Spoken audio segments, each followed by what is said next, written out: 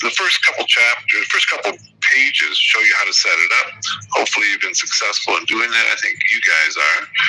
Let me go ahead and open up my Kali. All right. I got a couple of them running here. This is Kali 2023. Okay, so, and we're at 2021, and I'm recording this, so it's maybe 6 months old. All right. Let's go ahead and open it up. And a few years ago, or about a year ago, the folks at Offensive Security made some changes that are not covered in the book. That's one of the main reasons for offering this class. We'll be offering a second edition, an updated second edition of Linux Basics for Hackers in the near future, probably next year. Okay?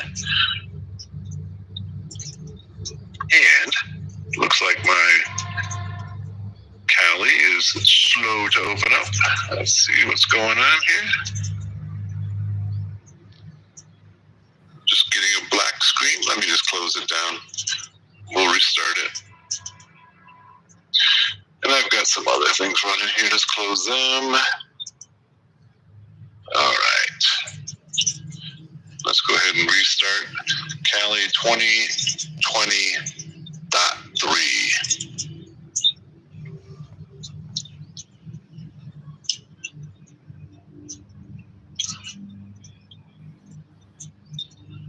All right, here's booting up.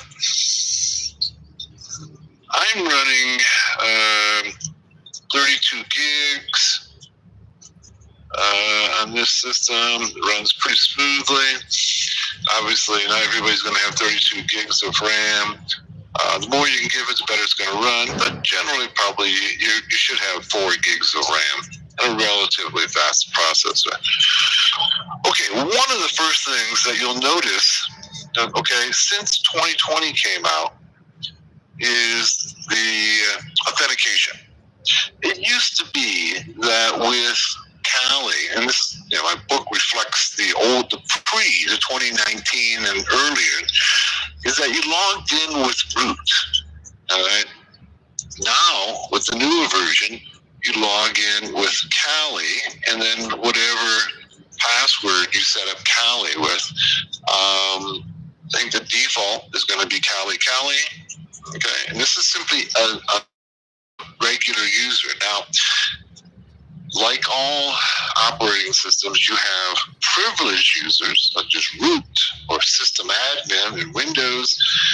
In Kali, you have root and then you have other users. So rather than logging in as root, with 2020, Offensive Security, the developers of Kali, have set it up so that you log in as a regular user.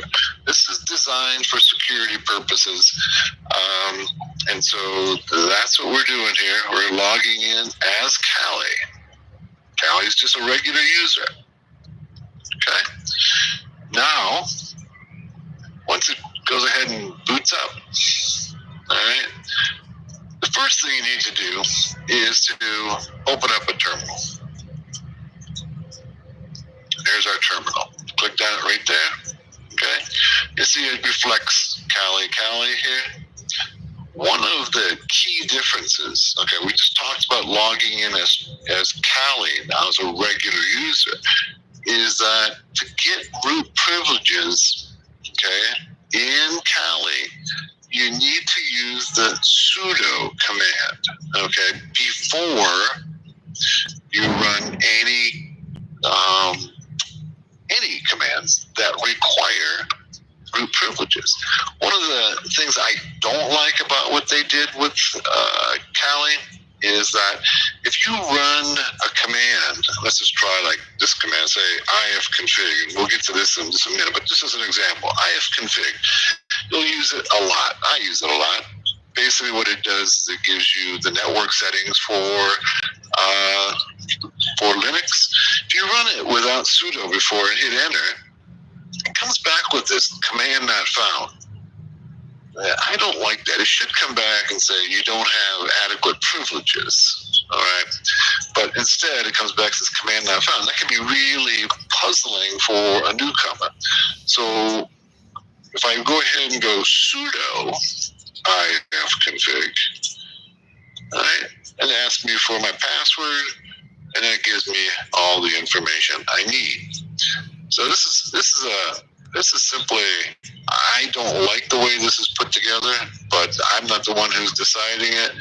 Other distributions of Linux will often come back when you need root privileges. It'll come back and say you don't have adequate privileges.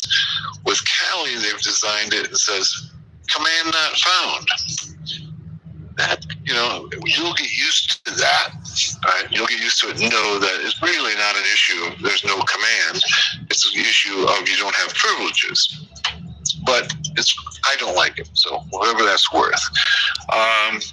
So that's one of those this is the key differences with the new versions, is that you need to use sudo, okay, to get group privileges, and you log in as a regular user. My book does not reflect that, right? So that's an important distinction, and it can be. And I've heard from readers who've been very confused by that. They've tried different commands in my book, and they've run into problems where it says command not found. Why is that? Why can't I find that command? Why isn't it on my system? Well, if you use sudo before, that'll take care of it. Okay?